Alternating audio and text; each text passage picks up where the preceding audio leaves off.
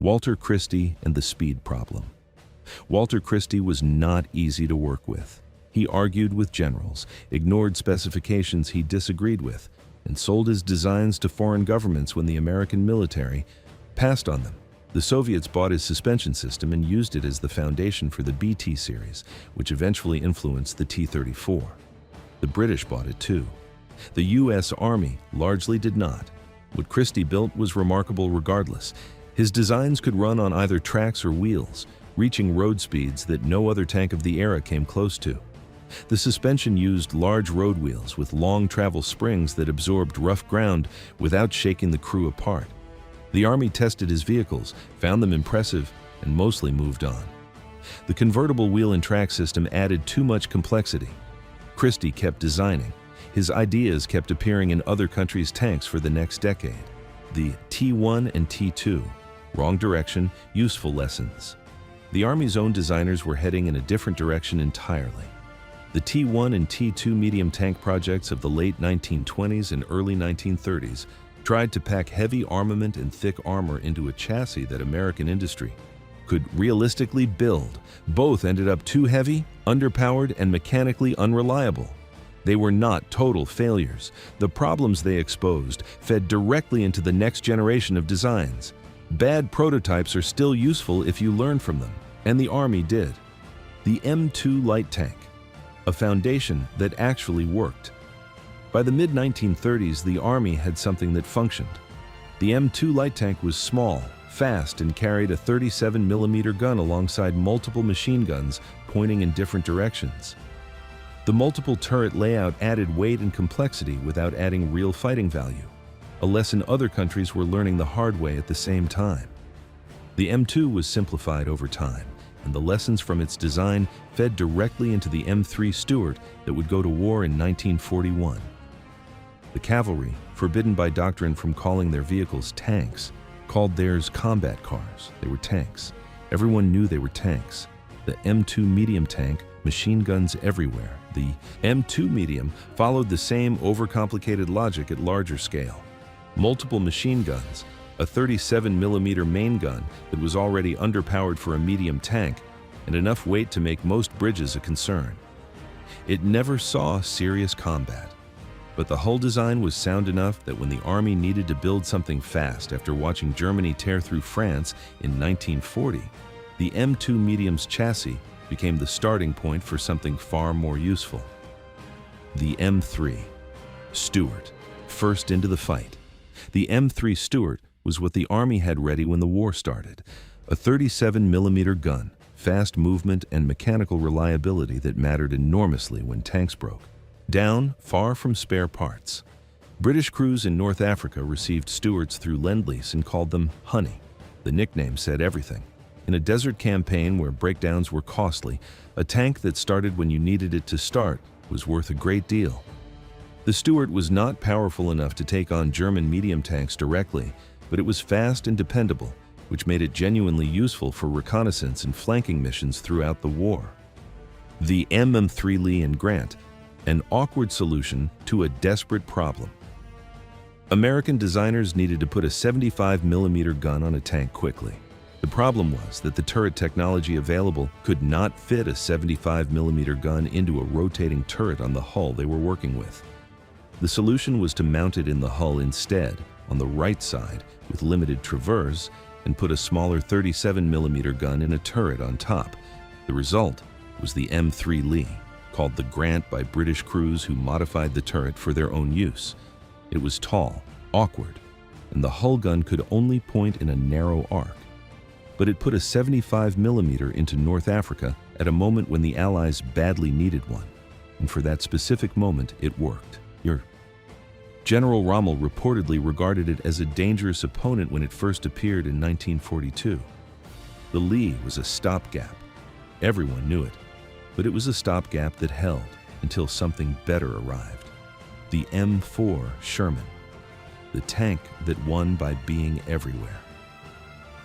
The Sherman was not the best tank in the war. German tankers knew they had the advantage in armor and gunpowder in most engagements. Soviet crews who received Shermans through Lend-Lease appreciated the reliability, but found the firepower lacking against later German designs. None of that changed what the Sherman actually accomplished. America built over 49,000 of them across multiple factories, running multiple shifts. Parts were interchangeable across production runs. When a Sherman broke down, fixing it was usually possible because the parts existed and the mechanics knew the vehicle. When a Tiger broke down, it sometimes sat for days waiting for specialized components. The Sherman also fit on standard railroad flat cars, loaded onto landing craft without modification, and could cross most European bridges without engineering support. The Tiger could not do any of those things easily. By 1944, the basic Sherman was struggling against the latest German armor, and the Army knew it. Upgraded versions with the 76mm gun improved the situation considerably. The British fitted theirs with the powerful 17-pounder and called the result the Firefly, which could handle Tigers at combat range. But the core of the Sherman's contribution was never individual tank performance. It was being available in massive numbers, in the right place, at the right time, and keeping running when it got there. The M10 tank destroyer, a doctrine that did not survive. American doctrine in the early war held that tanks would not fight other tanks. That was the EBA's job of tank destroyers, fast, lightly armored vehicles with powerful guns that would ambush enemy armor rather than engage it head-on. Tanks were for exploiting breakthroughs and supporting infantry. The M10 was the main vehicle built for this role, using a Sherman chassis with a 3-inch gun in an open-top turret. The doctrine fell apart in practice. Tank versus tank fighting happened constantly, and the distinction between who was supposed to fight whom made little sense on an actual battlefield. By the end of the war, the tank destroyer concept had largely been abandoned, and the Army was rethinking how it wanted to fight armored engagements entirely. The Sherman gets serious, the 76mm upgrade. By late 1943, the standard 75mm Sherman gun was losing the penetration race against newer German armor. The 76mm gun was the answer. Longer barrel, higher velocity, significantly better performance at combat range. The transition was slower than it should have been. Units already running 75mm Shermans had stocks of 75mm ammunition, and switching calibers mid-campaign created supply complications that commanders had to weigh against the tactical benefits.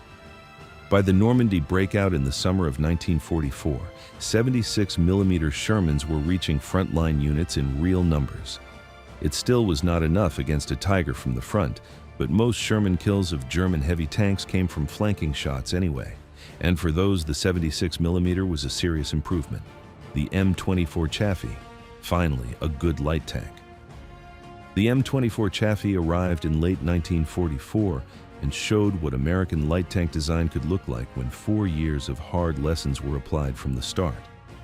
Lighter than the Stuart, armed with a 75mm gun, faster and with a much lower profile that made it harder to spot and hit. Crews transitioning from Stuarts responded well. The 75mm meant engaging a far wider range of targets than the Stuart's 37mm had ever allowed. It arrived too late to see the widespread use that would have proven its full value, but the design pointed clearly toward where American light armor was heading after the war.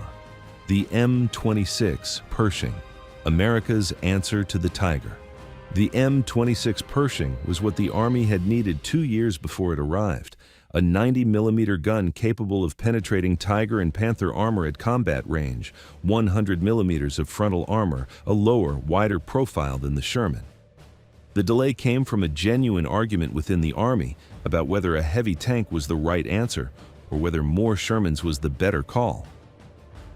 The quantity versus quality debate that ran through German tank development ran through American development too, just with different conclusions at different times. Pershings began reaching frontline units in February 1945, less than 3 months before Germany surrendered. The numbers that saw combat were small. Their performance was strong enough that the design became the foundation for American armor well into the post-war years, the tanks that never fought. Several American designs never reached the front in numbers before the war ended. The T-26 E4 Super Pershing carried a gun capable of penetrating any German armor at any range. The T-29 and T-30 were heavy tank designs built to hunt King Tigers that never got the chance.